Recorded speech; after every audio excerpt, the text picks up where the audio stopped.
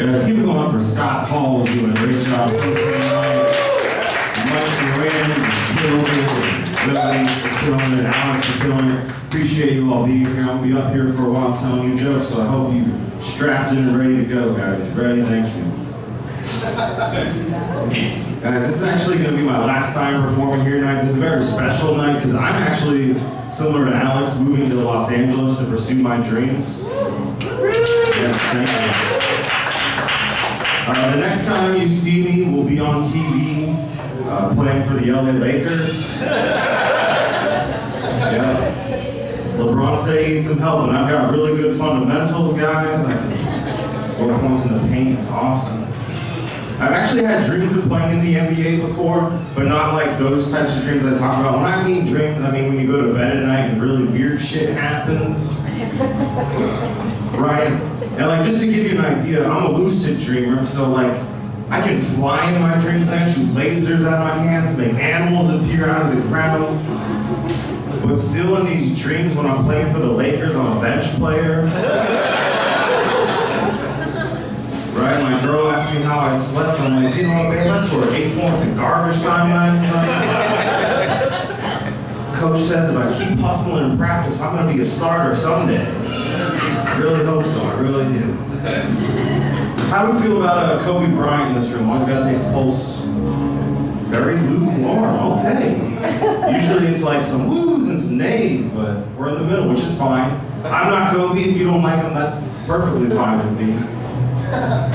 But the thing I've been thinking about, all right, is like, Kobe, he's a phenomenal basketball player, right? Like below average womanizer, but like just an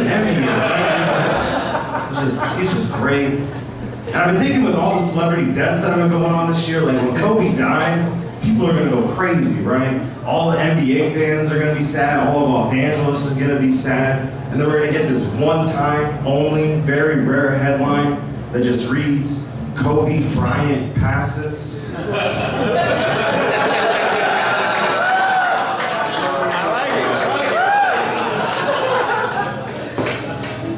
Thank you. I do get some NBA comparisons once in a while. I've been told I look like a white James Harden. Yeah. Thank you. Get some comparisons, right? Like, he is known for having a phenomenal beard in the NBA, and I'm known for having an iconic beard in the Standup Comedy Cellar. Right? He's 6'5", and I'm 6'5" on Tinder. And James Harden, he's endorsed by Adidas for $200 million. And guys, all day I dream about stand-up.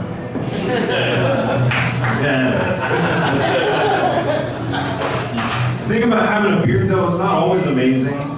People don't understand the downsides of having this, right? Like I bet most of you in here can't imagine the excruciating pain I feel every single time my face hair gets caught in a zipper.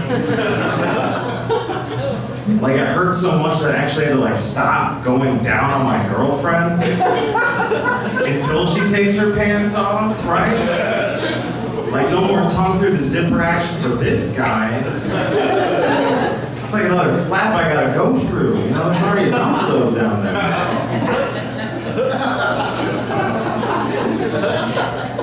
Let's get more relatable. I drive a lot for comedy.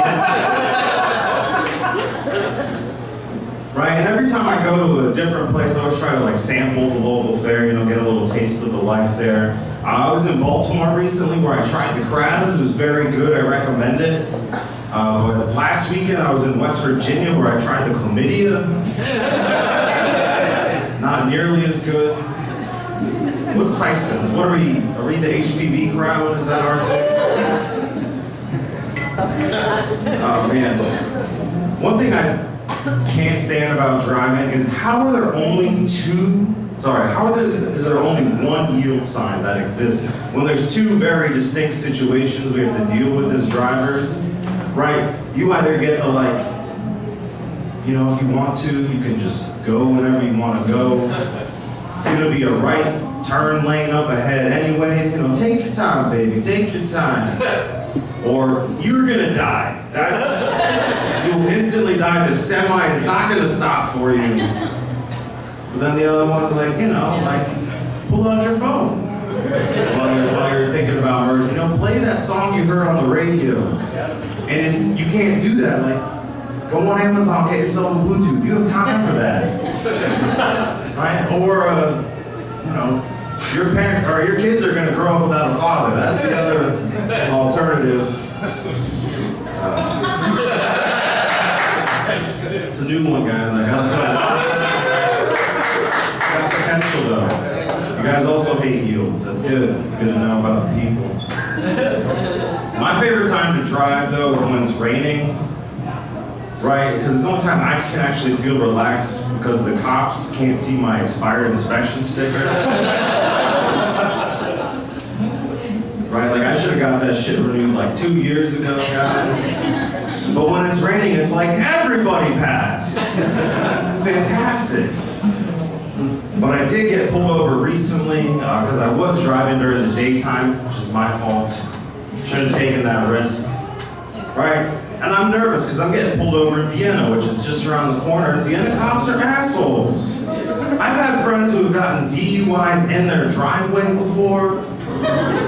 I've always felt like that's home base. You make it home, you tap the front door, everything's forgiven. Right? Instead for my friend, the cops came, knocked on his door, made him get back into his car. Gave him a DUI, took him to jail, man. So I actually got pulled over in the daytime. I was hanging out here. I live one stoplight away, and I just got caught, which is very bad luck. And I was driving, and I was hearing sirens, and I was like, well, maybe it's the rap music. That was my first thought. But then I looked behind. I tried to do that thing where I was like, it could be the guy in front of me or behind me, but it was just me and the cop. So I'm pulling in. I'm pulling into my parking lot, right? And I'm really hoping he's just gonna stop because he sees I'm already there. I'm in the residential neighborhood, I'm safe. But I started getting a little weird in my head where it's I didn't want to go right in front of my house because I didn't want the cop to know where I lived. And then I realized I was gonna look at my license anyways and know exactly where I live. Pretty dumb. But I was getting nervous, right? I didn't make it all the way. Instead, I pulled into a neighborhood parking spot. One of my neighbor's parking spot. I live in a townhouse, so not only are the cops on my ass, but now the homeowners association is gonna do something. So I'm getting pretty nervous, right? I've got all these things going on in my head, and he's talking to me, and I'm trying to think about the lies that I told last time I was pulled over, and trying to figure out is this cop, for the cop last time, did he write that down? Is it a comment section where it's this is the third time you said you just moved back to the area on Monday. This doesn't look good for you, Allan. It does not. So, he was sweating me, talking fast and all this stuff, and with everything going on in the news, I was pretty worried about my situation, but as you see, I'm here today. I got pretty lucky. The cop actually just let me off with a warning shot.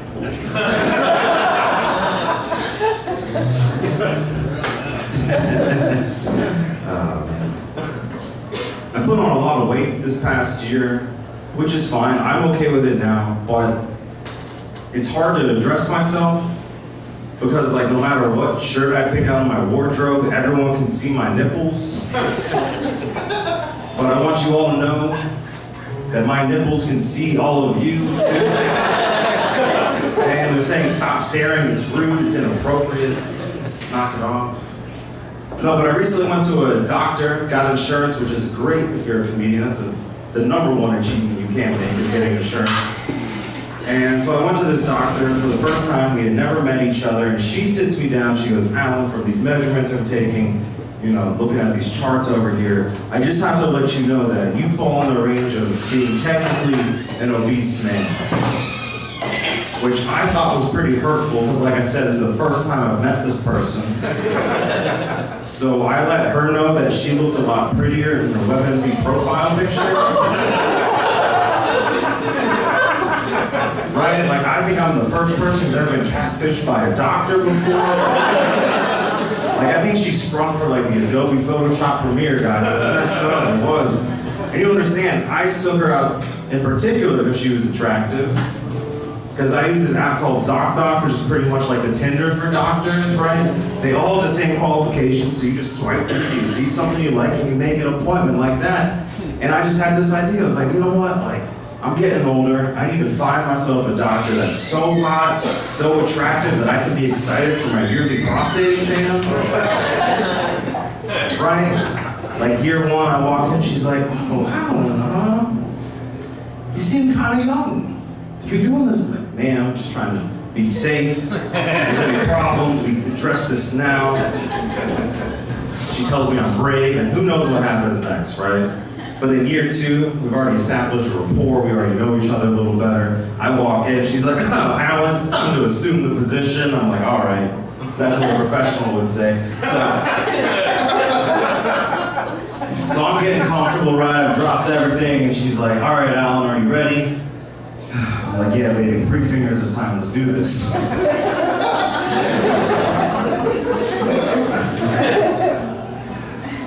The thing about that though, what base is that anyways? The dugout maybe?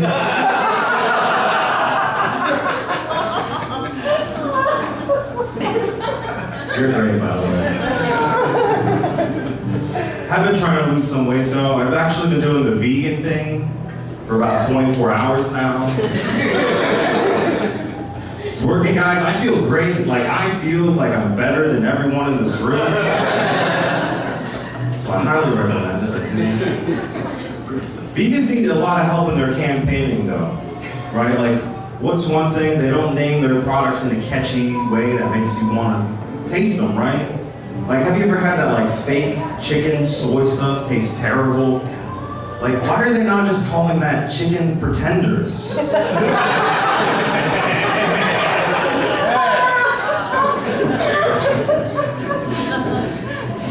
The other thing that vegans are keeping secret, which I think you guys might know about, is once you go vegan, your poop stops smelling, right?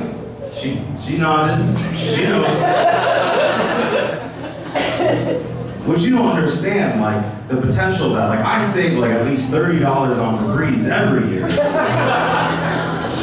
Right? I never get into a weird situation where like I'm at someone's house and I like ruin the party. I'm now like a ninja pooper. No one knows. I come out. Right? Like, I took a shit in that bathroom, but no one here would know except I told you all. Like, that's where we're at. But it makes sense, right? It makes sense because what do we know about vegans? They're very, smug, high and mighty. And they pretty much just walk around like their shit doesn't stink.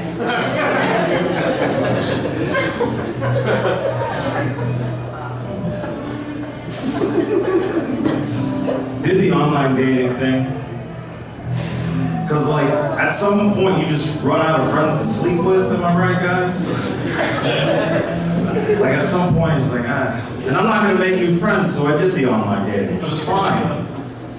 But I remember always getting a hard time from like friends, family members, coworkers. They would say things like, Allan, I can't believe you judge someone based on a picture that's like so superficial of you. And I was trying to figure out like what these people were doing. Were they just going out and judging people like blindly based off interest? Was that it, right? Were they just like walking into a bar on a Friday night, just like, does anyone here listen to NPR?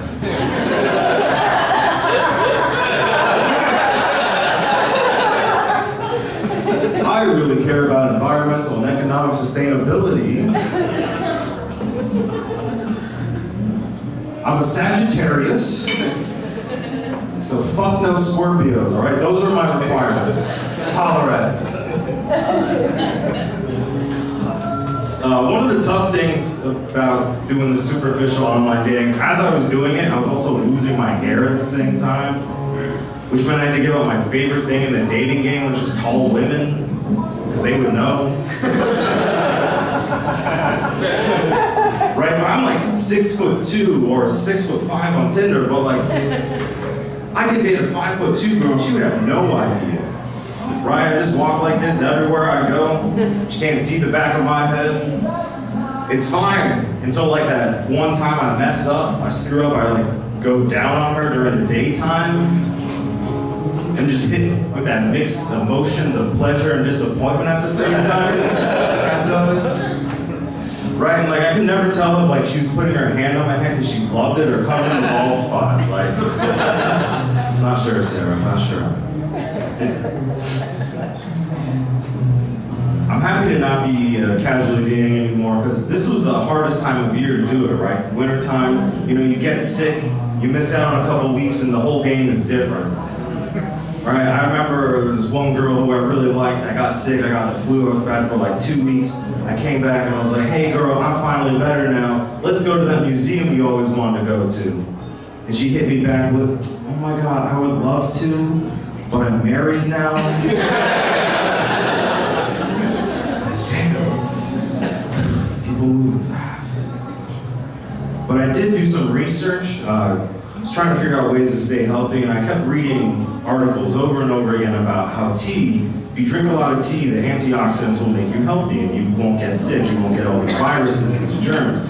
So then I went crazy, I became a tea guy. I was drinking tea everywhere, always having it in my thermos everywhere I went, in my pockets, which was great until this one time I got in a very precarious situation where I was hooking up with this girl and I went to pull out a condom and I pulled out a Lipton. And I'm like trying to be safe about sex, so I had to look her in the eye and be like, I really want to do this, but like we can't have sex tonight, I'm sorry. But I can teabag you.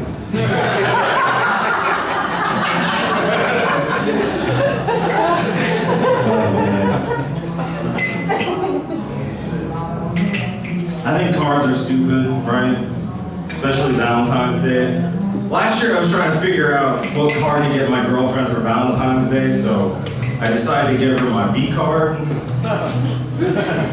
She got upset, she was like, you tried to give me the same thing last year.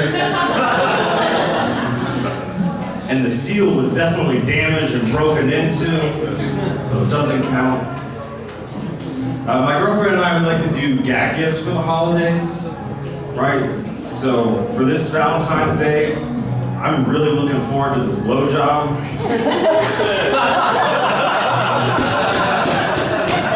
Thanks, Mom. Oh, man. I am in an open relationship. My girlfriend does not mind sharing me. I'm actually a bit of a player, a video game player. That's my thing.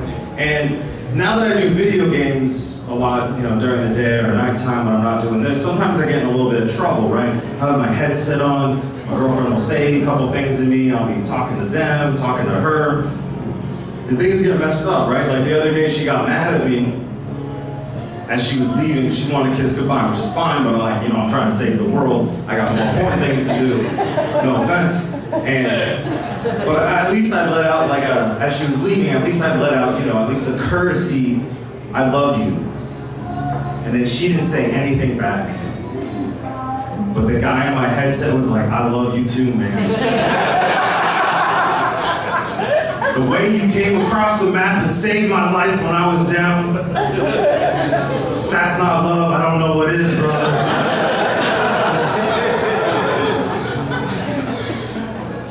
So now we're dating. And honestly, I think me and 69 fucked your mom 420 Blaze make a great couple. Alright? Gamer tag joke, thank you. Let's make things a little happier in here. I did recently catch the bouquet. I caught the bouquet at my friend's funeral. I know, guys, I also hope I'm next. Just to clarify, it wasn't an actual bouquet, someone just throwing a rose on the grave. I was like, that's mine. Got this. But funerals and weddings, it's hard not to mix them up sometimes. They've got some pretty similar traditions, right? Like in one of those cases, you're mourning the loss of somebody you really love. And then the other case, it's a funeral. I like weddings, I do, but I think I might be better suited for a funeral. Right, because at funerals there's no dancing, There's no emotional expectations. Like, what if I'm having a bad day, bad year, bad month, right, guys? You put on a suit and you crush it as a +1 to a funeral. You like walk in, and especially with me, like I have this very, just introspective, reflective thoughts, and I'm just looking around at everybody, just like.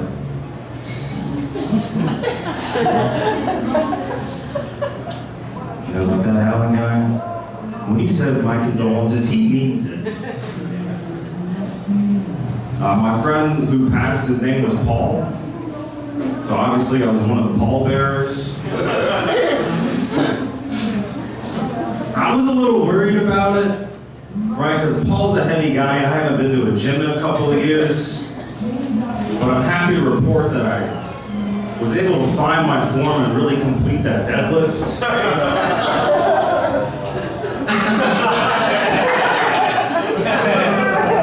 From the legs. Thank you. I had my back strap on, I was good.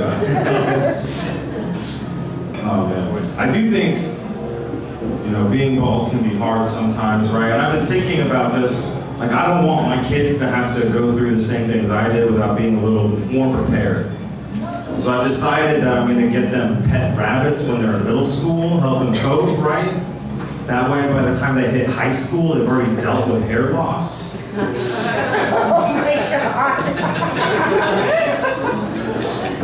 Oh man. I am bald and I am white, which is not an easy combination in this country right now.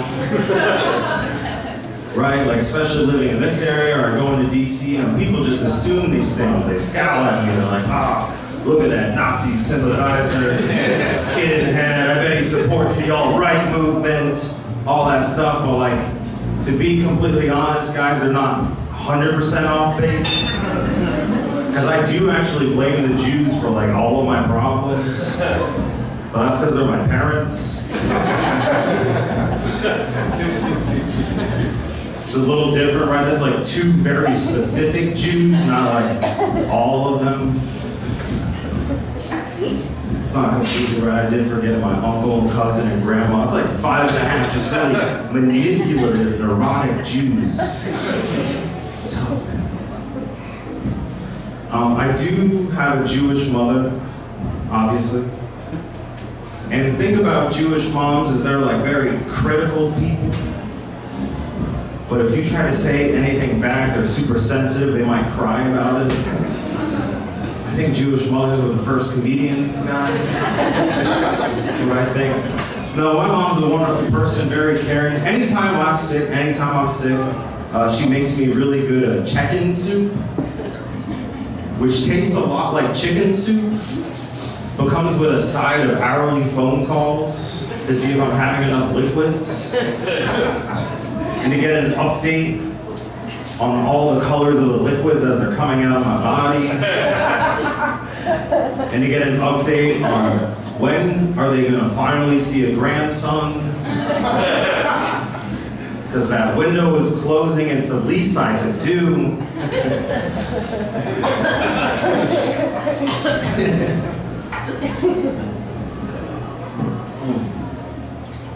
Another part I forgot to mention is Jewish moms are notoriously crazy. Doesn't make sense for this show.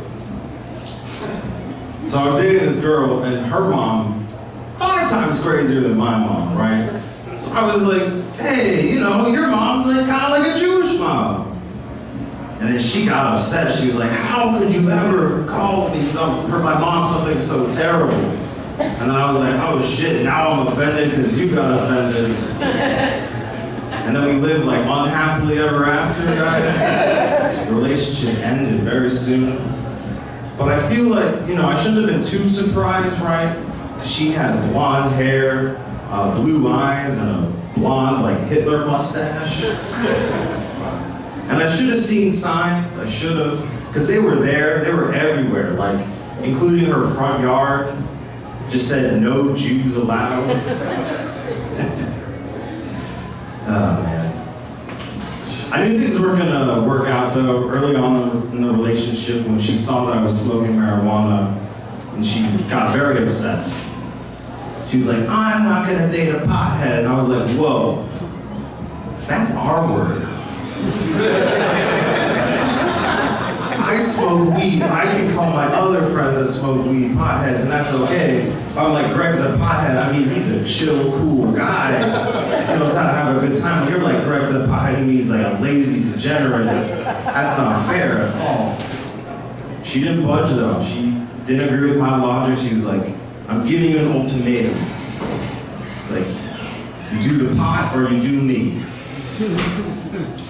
Guys, that was the day that I actually stopped being a pothead and I became a liar.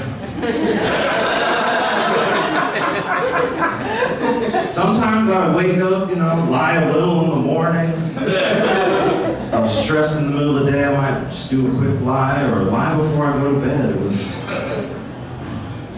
nice. One second. That is good beer. I one time dated a coworker. Anybody here dated a coworker before? Yeah. Dating a coworker is pretty cool, right? You get to have like your own secret love language at work. You get to smile at each other. People don't know what's going on, especially if it's secret. But the breaking up with a coworker, that's the part that sucks. Because like, how do breakups work? You break up with someone, you're supposed to never see them ever again. Not see them like every single business day, multiple times a day, in status meetings. It's a lot, right? And in my particular situation, it was awkward because everybody found out that we had dated once we broke up. And then not only that, but they found out that she bounced back quick and I didn't. And I was like not doing too well at the time. I remember going into these weekly status meetings with my boss. Be like, so Allan, what are you working on this week? And I'd be like, well, working on myself. Working how to really find joy in being an individual again. Started going to the gym, trying to increase my self-esteem. He was like, Allan, that's great, but like, these reports for Gaylord and the hotel chain, how are those coming along? Like, oh, well, as you know, I was working on that with Brittany. But I did do my part. So if she does like just a little bit more work and a little less Jason fucking, I think it'll get done on time. I hate interviews with a passion. I've always thought they were stupid, and I knew they were stupid once when I killed the interview, didn't get a job, and then the next day I completely bombed this interview and then got the job. I was like, none of this makes any sense. It really doesn't. And right, like how is it in 2018 we're still asking the strengths and weaknesses questions? What am I, a goddamn Pokemon? If I am, I'm a fire type, just so you know. But even the weaknesses, right? People will coach you. You can look on Glassdoor, you can look on Indeed, LinkedIn. And for weaknesses, you're supposed to answer this question very specifically. You're supposed to mention something that's like not that serious, because if it's too serious, if you're like, oh, I'm kind of lazy, they won't take you. But you mention something very mundane, and then you somehow pivot it, and then turn it into a strength in the end, and it's a magic act, guys. That's all it is. So I'm going to give you this recommendation. What I do when they ask me what my weakness is I tell them that I'm lactose intolerant. But I drink coffee with milk and eat cheese every morning. That way I shit at home and don't waste it on the company dime. That's putting the company first, guys. It's great. Worst part of an interview, if you've ever been in one that gives you a brain teaser, shit's insulting, man. It's just like, I'm sitting here, I have the answer, and you don't have the answer. I just want to see you squirm. That's all it is. I remember I had this brain teaser, and I'll never forget it. He goes, Allan, there are 10 types of each sock. There's blue socks, yellow socks, white socks, purple socks, black socks, and purple socks. One other color, I fucked that up. It was like yellow or something. How many blue socks would have to be pulled out before you knew how many red socks were left. Similar to you guys, I was already just like sweating a little bit, not feeling like I could figure out this answer, so I was like, I'm gonna use my problem solving skills. Hey man, could I get a hint? And he goes, I actually found this problem in a 3rd grade math textbook. And that's when I figured it out. I was like, oh, he's a dick. That's what it is. Working here is gonna be horrible. My boss would always say these annoying, like, little catchphrases because he thought he was like Yoda and smart and some shit. I showed up late one day, he's like, Allan, I heard you were late. Don't you know that perception is reality? I was like, but I got here before you did today. Well, do as I say, not as I do. It's not a cool thing to say. One that always pissed me off the most though, if I was complaining about my workload, he would say things like, Allan, you gotta work smart, not hard. You gotta work smart, not hard. But like, it wasn't my fault that I just kept getting aroused on the job. Like, if a good process flow doesn't give you an erection, you're on the wrong line of work.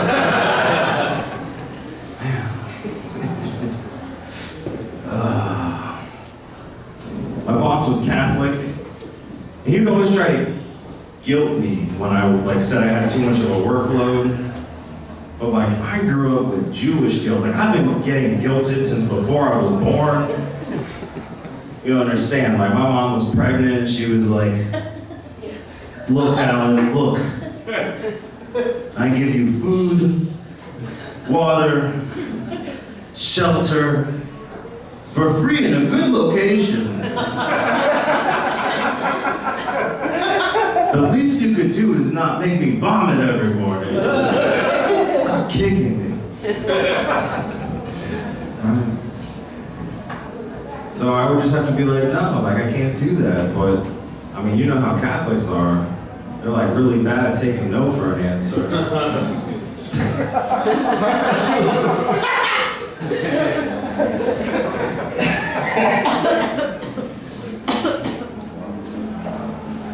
I'll bring it back, don't worry.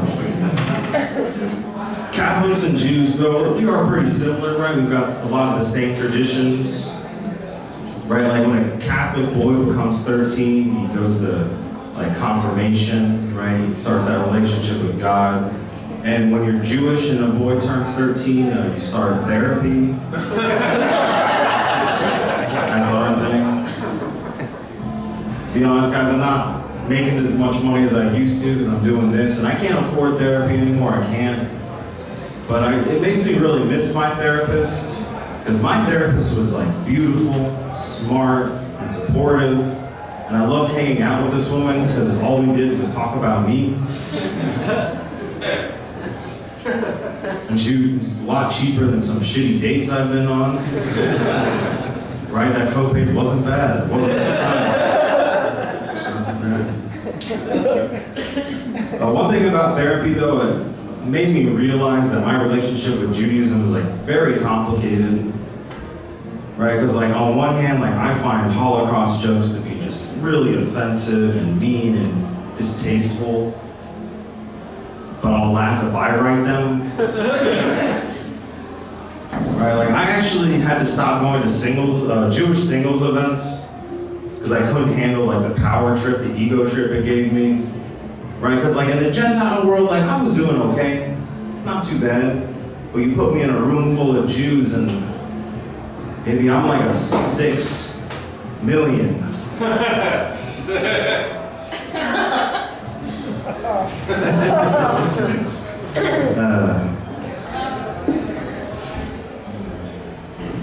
But I can make that joke, right?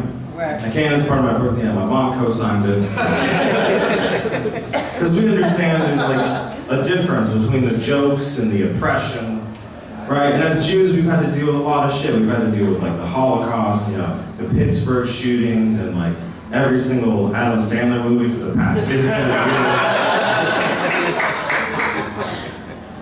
Jack Jack and Jill, are you serious? Little Nicky? Like now, especially, those movies are all out. You can stream them. Everybody's seeing them now. And they're actually starting to do interviews with people who worked on the sets, trying to get some answers, right? They're like, hey, like, what happened here? How could you let this atrocity happen? And they're always getting the same answer. They're like, look, man, we were just following orders. Thanks.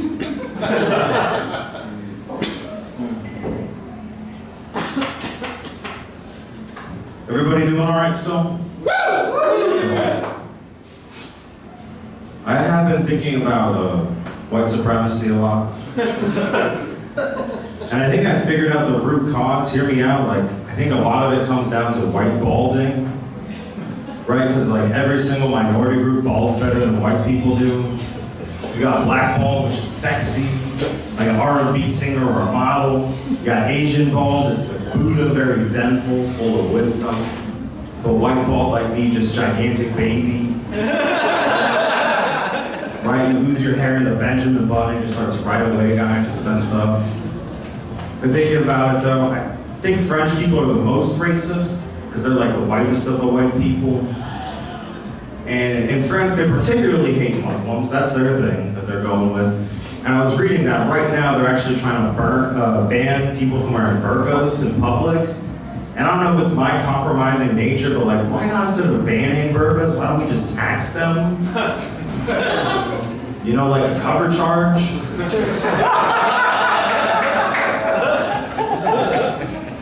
Oh, man.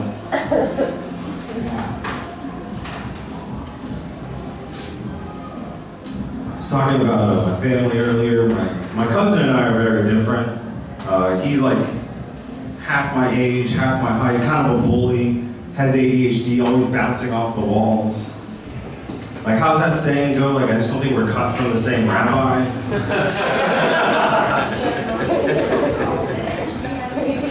I am circumcised, in case you didn't get the last joke.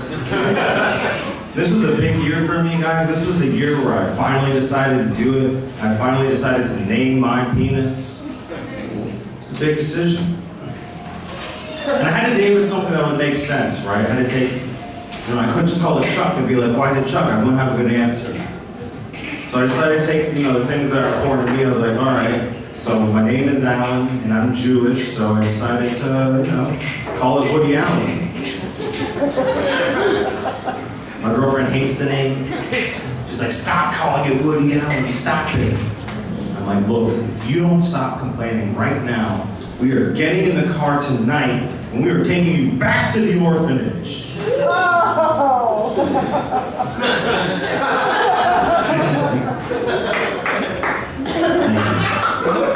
Have a good night, guys. Oh no, I'm not done. I was waving the people that left. No, I still got it. How much more time do I got? Okay, cool. Sometimes I think I should have went with the opposite name. Instead of calling it Woody Allen, I should have just called it Allan's Woody. Like some kind of sexually explicit Toy Story character. Right, you pull on it, it makes a funny sound. Right, like, reach for the thigh.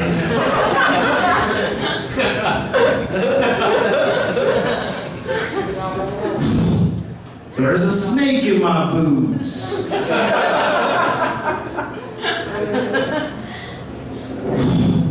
Did somebody poison the glory hole? Who of you remembers their first hand job experience? Yeah. See a lot of nods, a lot of laughs already. I remember mine. Mine was actually in middle school band camp. It was a pretty exciting time. I definitely enjoyed it. But unfortunately, they don't let me teach band there anymore.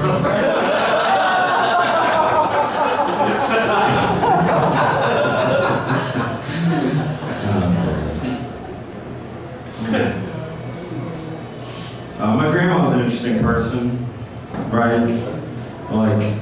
Like most grandmothers, she's a very critical person. She lets you know how she feels about something right away. And in this particular situation, she hadn't seen me with like my new haircut.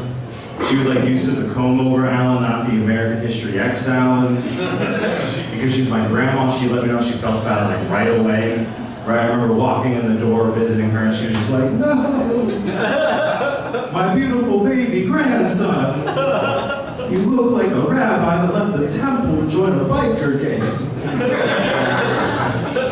And then I got pretty upset, guys, had to defend myself. I was like, Grandma, DC Bike Share is not a gang. It's a community of like-minded individuals, all right? We care about the environment, the ecosystem, and all that. And then I stabbed her. It was an insulin pen, I bruised the shit out of my grandma's arm, guys. No, my grandma, she lives in this really fun retirement community down in southern Florida called Century Village. If you don't have any relatives that live there or you're not sure where to retire, I highly recommend it. Right now in Century Village, they're doing this really fun campaign that if you live to be 100 years old, you get a free t-shirt. On it, it says, West Palm Beach, The Walking Dead. On the back, The Rolling Dead. While I was down there, I thought I was going to get kind of depressed hanging out in a community of people who were much older. But I started feeling much more optimistic about my life because these people were hanging out like from 6 a.m. to 6 p.m. The ratios were really good if you were a guy. And like it pretty much reminded me of my college experience, but they were just on like much better drugs. Right, like weed and cocaine, those are both pretty cool, but like, have you ever popped tramadol in the middle of the day before? Chased it down with a vodka prune juice? Guys, I'd never shit myself in the pool and felt so amazing at the same time. I was actually doing water aerobics. She was like, relax, and I was like, oops. I wasn't down there for a couple of weeks though, and I'll be honest, like, I was getting lonely, I was missing my girlfriend, and someone's grandma's friends started looking kind of good. I was like, oh, Eileen, liver spots, are those in for 2018?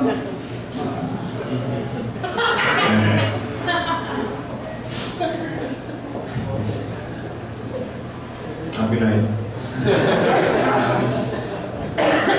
My grandma's a great cook, she really is, but she got tired from cooking every time. So one night she said, Allan, you can pick anything you want. And I was really craving good Chinese food. So I said, let's get Chinese food.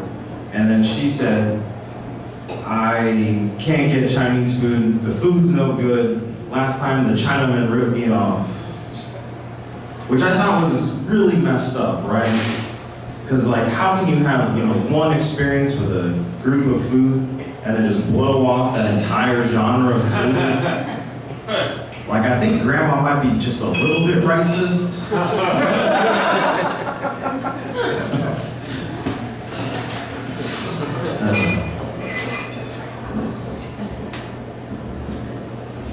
I did get my grandma on the dating apps. Because of it, my grandma actually went on her first date in 25 years. Pretty awesome. I got her on the dating apps for the elderly. I don't know if you guys heard of this one. It's called Our Time is Running Out. I put in the work though, I did, and I got her this date. She ended up going out with this very nice man named Sam. They caught the early bird special. They went back to her place, played a few rounds of mahjong, that was it, nothing else, right? Grandma wanted to make sure Sam was a good guy before letting her in the bed and whatnot. But then like your typical dating experience that we've all had, my grandma never heard from Sam again. Sam died the next morning. I know guys, Grandma literally got ghosted on that one. Hey, you guys have been really awesome. Thanks for hanging out. I've been out.